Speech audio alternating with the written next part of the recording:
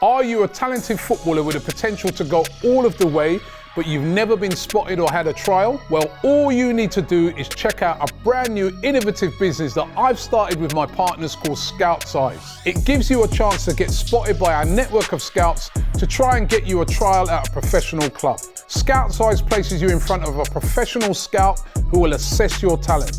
You simply need to visit our website right now and upload your clips as directed. Our scouts will then view them and give you a full assessment. If you meet a certain criteria, your details will be sent to scouts at professional football clubs for them to come and see you play. It's as simple as that. So visit scoutsize.com right now and send in your clips, and a scout could be coming to watch you play at your next game. Welcome along to AFTV Transfer Daily, the show that keeps you up to date with players that may link with a summer transfer move to Arsenal. Hi, and welcome along to AFTV Transfer Daily, the show that keeps you up to date with players that may link with a summer transfer move to Arsenal. We are now into the semi-finals of the Euros that are going to take place today. Heavyweight clash. Spain, the stars of the tournament, in my opinion. You get to see Nico Williams again. What a player he's been. Up against France. William Saliba. Could he lock him down? Can he lock down him and, all these tricky wingers that Spain have got?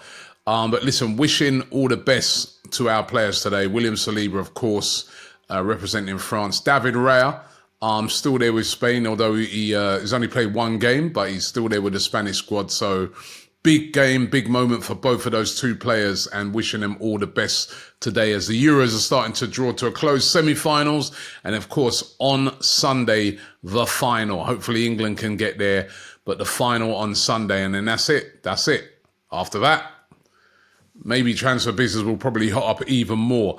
We're still waiting to hear about the completion of the Riccardo Calafiori deal from Bologna. These things take time, as I said yesterday. We know that the players agreed. We know that the clubs agreed to the fee, is what all the reports are saying. So the next step should surely be just to get the medical in place and then get him in, get him signed and get him announced. At the start of the week, I said the reports are saying within 48 hours. It's 48 hours now. Nothing, right? But I do think that this deal will be completed by the end of this week. At the moment, doesn't seem to be any sort of complications on it. There are no sort of teams looking to come in and hijack this deal. The player knows where he wants to go. Expecting to hear more about this one by hopefully the end of this week. Now, of course, a couple of players are going to be going out, and one of the ones that looks like he's getting very close to the exit is Albert Sambi Lokonga. Was out on loan last season at Luton, a good loan spell for him. Always good to get a lot of games under your belt. Sky Sports reporting that his loan deal to Sevilla, which we spoke about last week, is almost completed. It's going to be a loan deal, as I said, with an obligation to buy. They've been working on what those obligations are, what are the things that trigger it, etc., etc. It's just the conditions that they're working on right now. But Sambi Lokonga is going to be exiting Arsenal, and the midfielder will be joining Sevilla, which I think is a good move for him. I really do.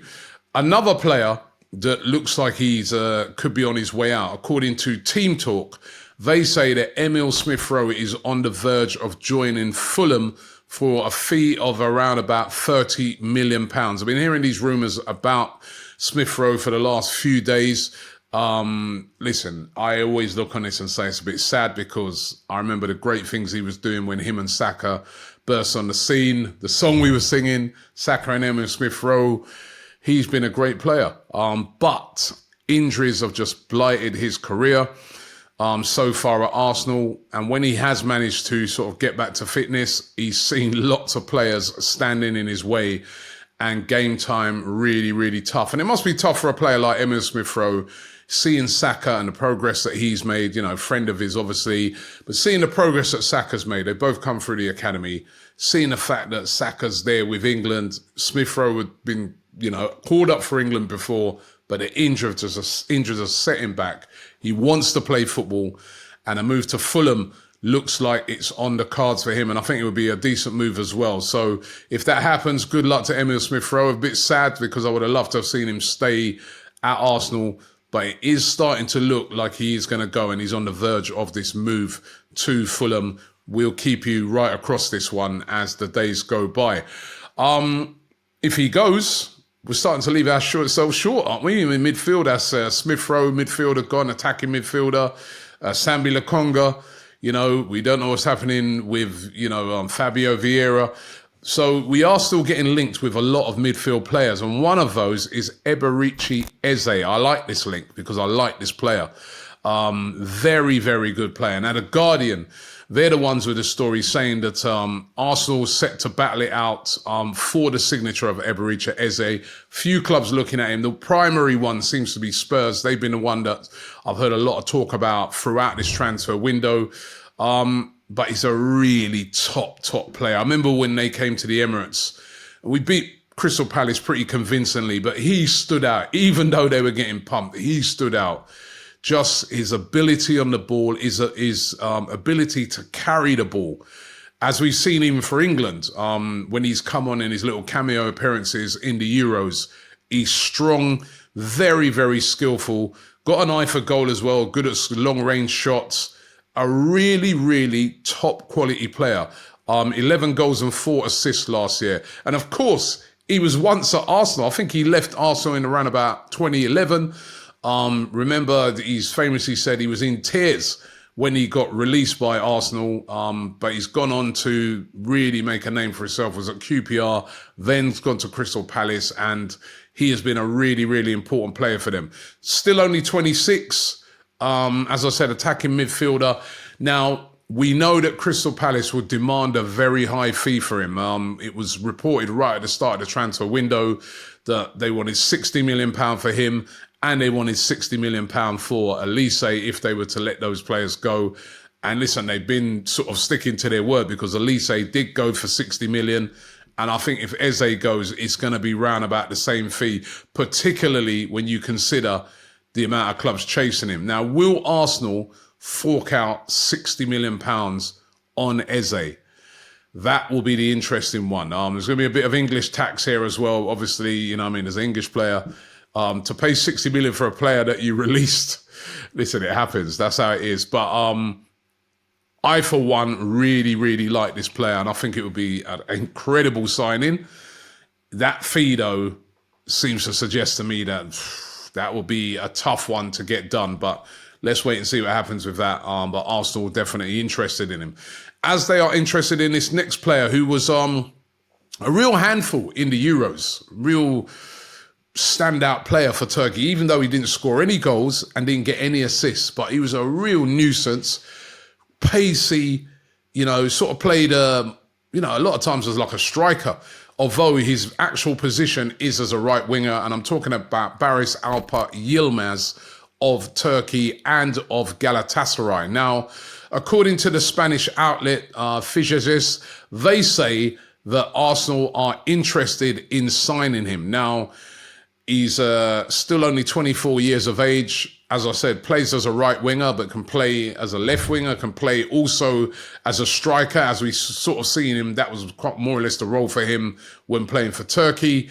And for his club, he had a much better season, in front of goal. 10 goals and 9 assists last year for Galatasaray. A real breakout season for him into the Turkish team, and did really well at the Euros, as I said, without actually scoring a goal. Now, Arsenal said to be interested in him. As I said, he has a long-term contract at Galatasaray, contract until 2027.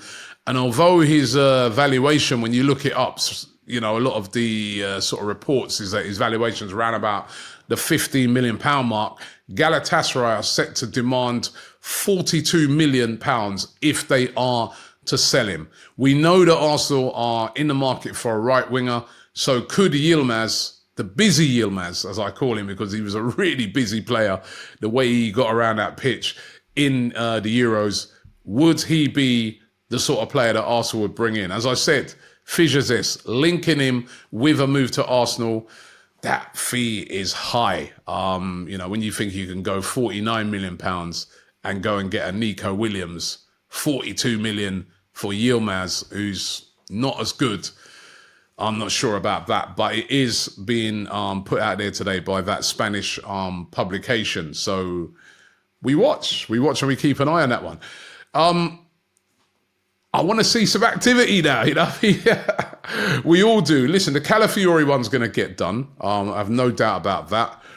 But who's going to be coming in next? Is that right winger position going to be the player that's prioritised by Arsenal as the next signing? And will they get that other signing in before that first game of pre-season, which, as I said, not far, was it the 22nd of July? That is when that first game is, or, you know, of that week. So got to get their skates on if they are to get these players in so they can have a full pre-season. But listen, they will have a plan there at Arsenal, and hopefully that plan reaps rewards. Thanks for watching the show today, and I'll see you tomorrow.